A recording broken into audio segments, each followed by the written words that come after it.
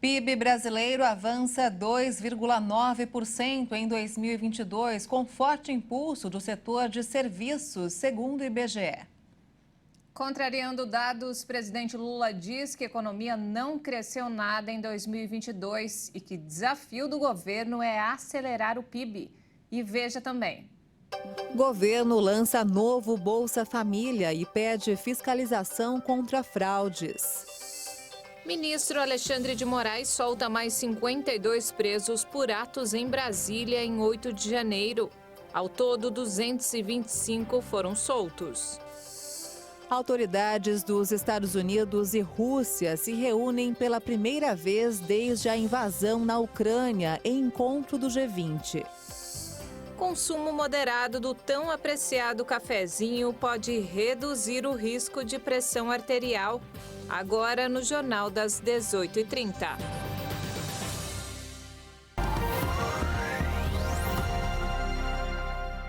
Olá, boa noite. São 18 horas e 33 minutos pelo horário de Brasília.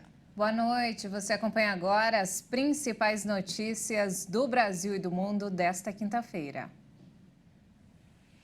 O presidente Lula assinou a medida provisória do novo Bolsa Família em cerimônia no Palácio do Planalto. 700 mil famílias que têm direito ao benefício vão ser contempladas. O programa social vai pagar pelo menos R$ 600 por assistidos.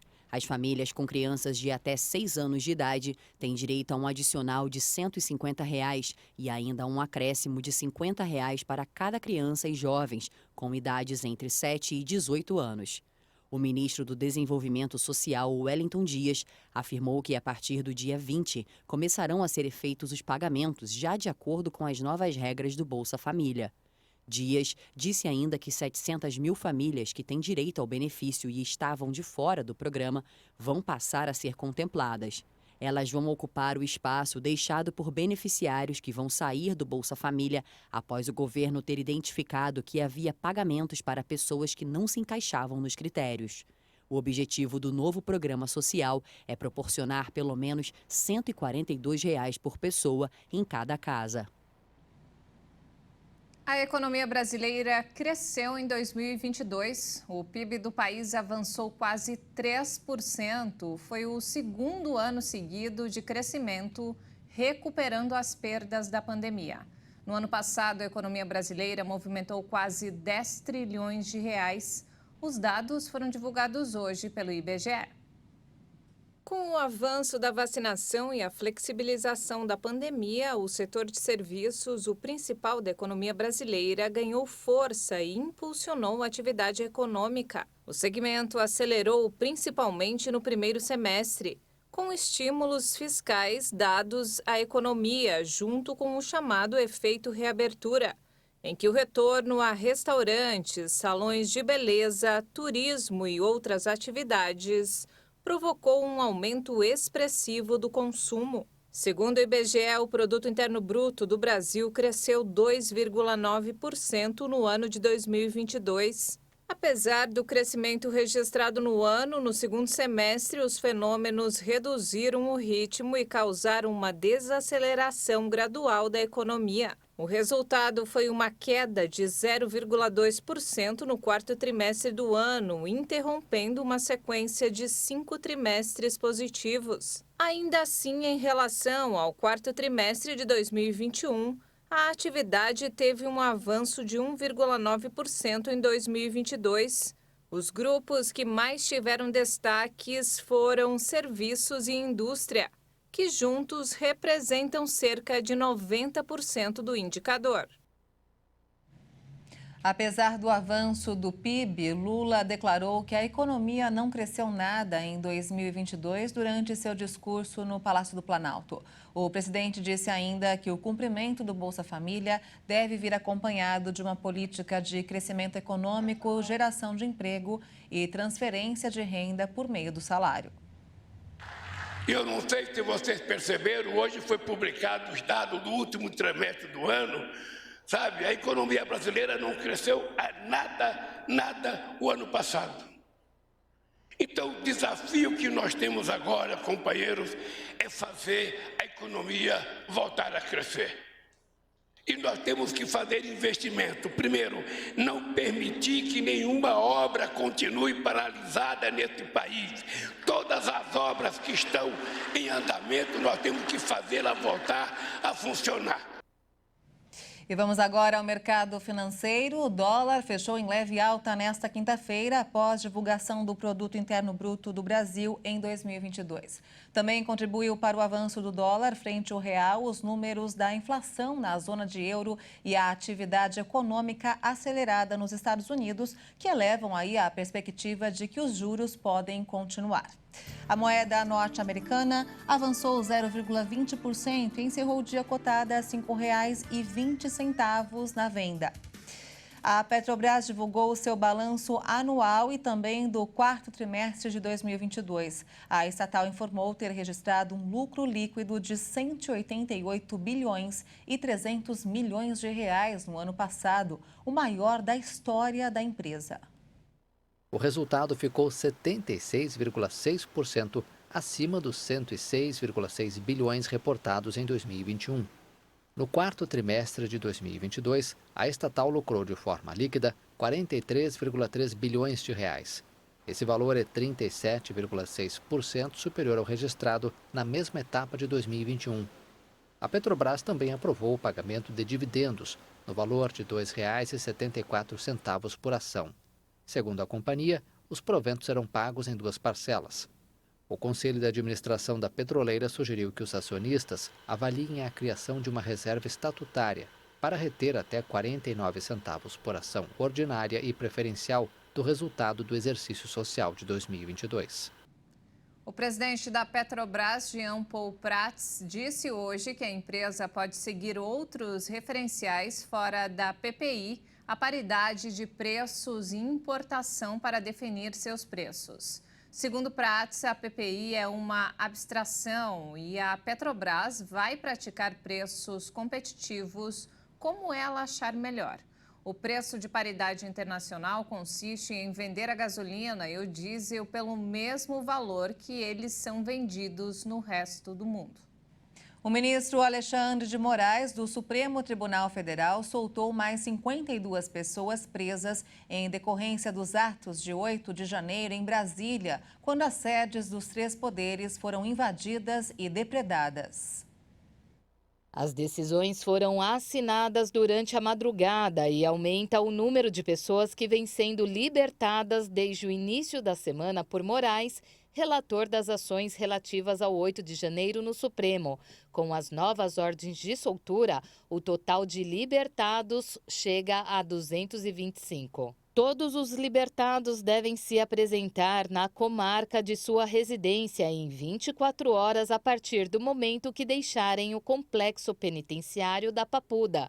No caso dos homens, e a penitenciária feminina do Distrito Federal, conhecida como Colmeia no caso das mulheres. Atualmente, 751 pessoas seguem presas e 655 foram liberadas para responder com cautelares. Ao todo, 1.406 pessoas foram detidas em 9 de janeiro, após o desmonte do acampamento em frente ao QG do Exército. E olha só, o ano de 2022 foi especialmente difícil para as mulheres no Brasil. Todos os indicadores de violência contra a mulher subiram no ano passado. Nos últimos 12 meses, 28,9%, o equivalente a 18 milhões e 600 mil mulheres, relataram ter sido vítima de algum tipo de violência ou agressão, o maior percentual da série histórica. Isso significa que 35 mulheres foram agredidas física ou verbalmente por minuto no país. Outro estudo publicado pelo Instituto de Pesquisa Econômica Aplicada chama atenção para um problema crítico no Brasil e que afeta principalmente as mulheres. O número estimado de casos de estupro no país por ano é de 822 mil, o equivalente a 2 por minuto. O estudo se baseou em dados da Pesquisa Nacional da Saúde, do Instituto Brasileiro de Geografia e Estatística e do Sistema de Informação de Agravos de Notificação do Ministério da Saúde, tendo 2019 como ano de referência. De acordo com o SINAM, a maior quantidade de casos de estupro ocorre entre jovens, com um pico de idade aos 13 anos. A conclusão é de que dos 822 mil casos por ano, apenas 8,5% chegam ao conhecimento da polícia e 4,2% são identificados pelo sistema de saúde.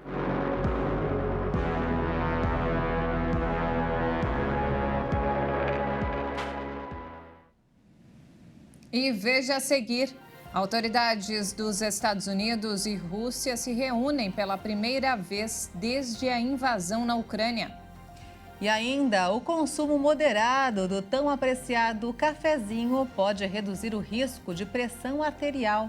Nós voltamos em instantes, até já.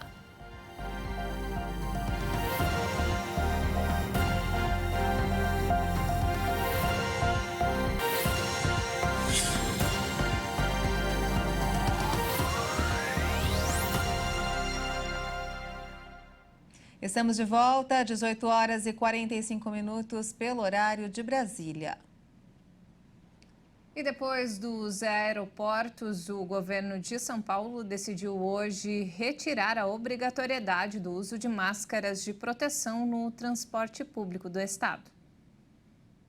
A mudança, entretanto, ainda não foi anunciada. O decreto com a alteração será publicado nos próximos dias no Diário Oficial.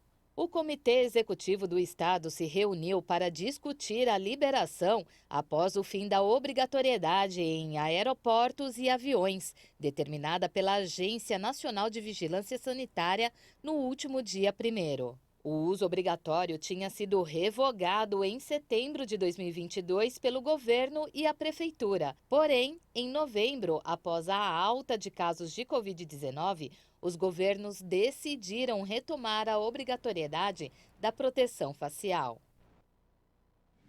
Um estudo recente mostrou que crianças que não foram vacinadas contra a Covid-19 têm mais chances de desenvolver a forma grave da doença. A repórter Bruna de Jaimo tem mais informações. 90% dos casos moderados a graves de Covid-19 entre as crianças estão naquelas que não foram vacinadas. A pesquisa também mostrou que essas crianças que não receberam o imunizante liberam o que é chamado de fator viral, que influencia na transmissão do coronavírus. Entre as 2.620 crianças e adolescentes infectados que participaram do estudo, 62% não estavam vacinadas. Entre estes, mais de 80% tinham até 5 anos.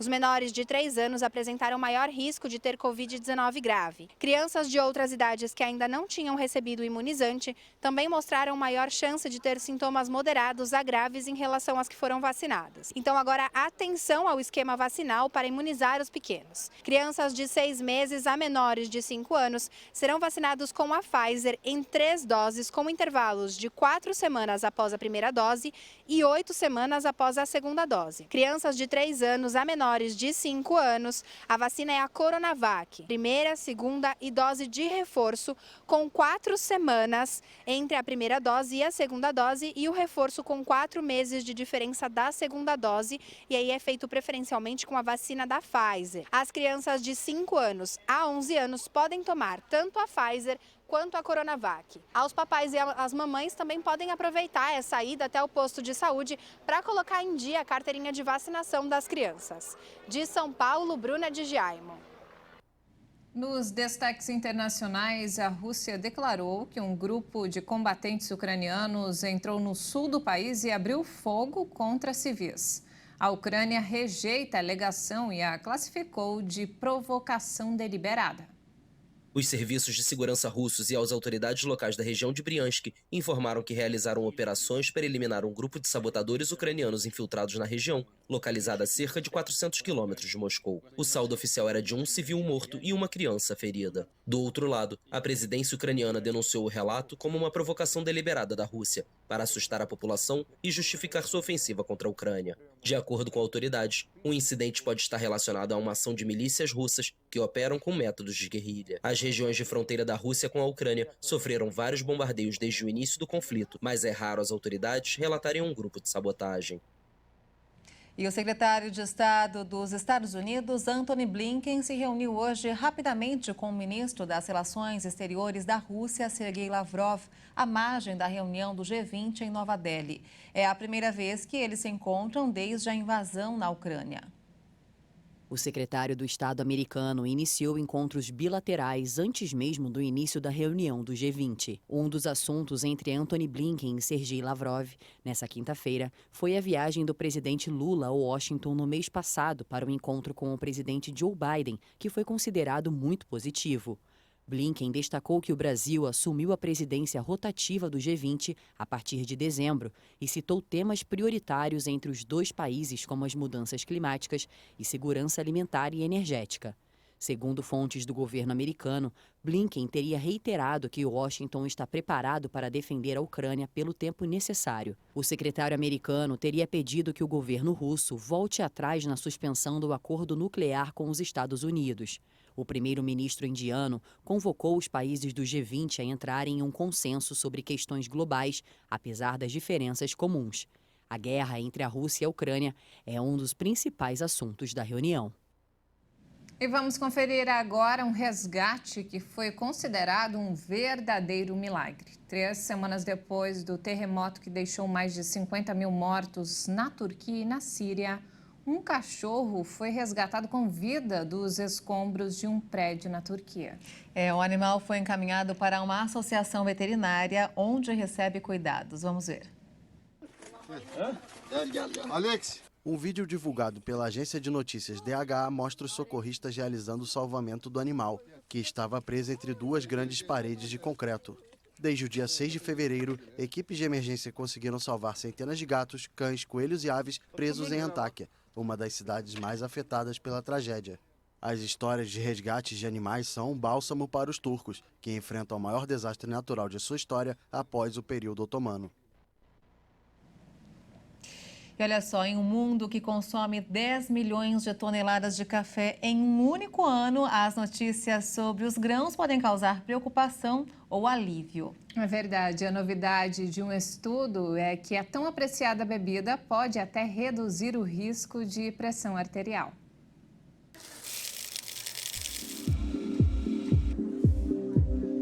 O Brasil é um dos países que mais consome café no mundo. E nós somos os maiores consumidores de café nacional.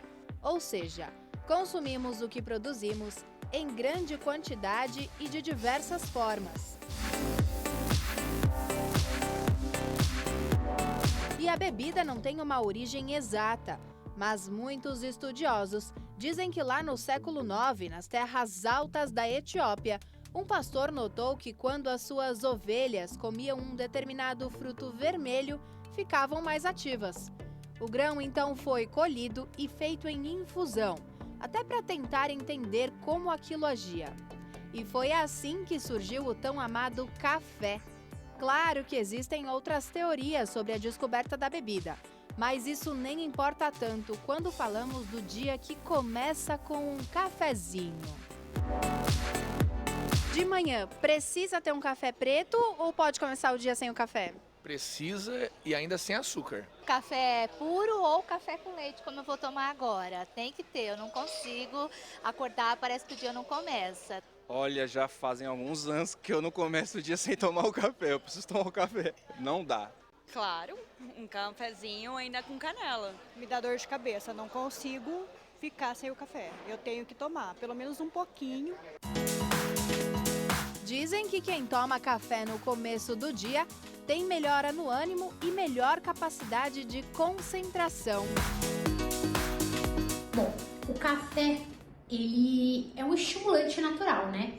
Tanto pode ser usado de repente como um pré-treino da academia para te dar um up, como no momento em que você está cansado no trabalho e não está se concentrando. Ele libera bem-estar, ele aumenta a sua concentração. Então, de fato, o café é uma bebida gostosa e que não traz grandes prejuízos. E não é à toa que entre 2020 e 2021, mais de 10 milhões de toneladas de café foram consumidas em todo o mundo. E a bebida tem muitos benefícios para a saúde.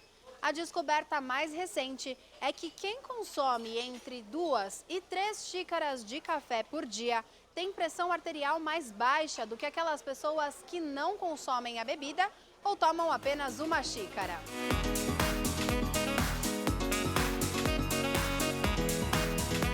A cafeína pode elevar a pressão arterial, mas isso não é um alerta para os hipertensos. Afinal, essa alteração é momentânea e não causa um efeito expressivo, principalmente em quem faz uso frequentemente. O café tem cafeína. Essa substância, quando entra em contato com o nosso organismo, ela vai elevar a pressão arterial. Mas não vai ser uma pressão arterial que vai ficar mantida elevada durante todo o dia. Ela tem um pico, mais ou menos em 1 hora, e esse pico vai perdurar por 3 horas. A quantidade de elevação dos níveis pressóricos vai depender da quantidade de cafeína. Então, quanto mais cafeína, maior é a elevação de pressão. Mas outros componentes bioativos do café parecem contrabalancear esse efeito com um resultado final positivo nos níveis de pressão arterial. E mesmo quem consome a bebida descafeinada também mostrou melhora na saúde. A conclusão desse estudo foi publicada na revista Nutrients e realizada por cientistas da Universidade de Bolonha, na Itália. Ainda não está claro a que se devem esses benefícios e se estão ligados diretamente à cafeína ou aos outros vários componentes do café que têm um papel ativo.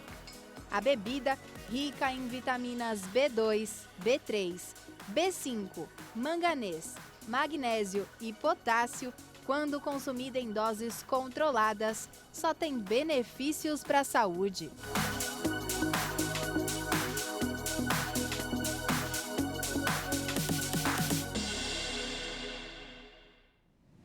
Que delícia, hein? Deu vontade. Quem não gosta de um bom cafezinho? Irresistível, né, leite. Ju? Muito bom. Eu confesso que eu gosto mais de chimarrão, mas café também. Eu fico com um cafezinho então, tá bom, Ju? Tá bom.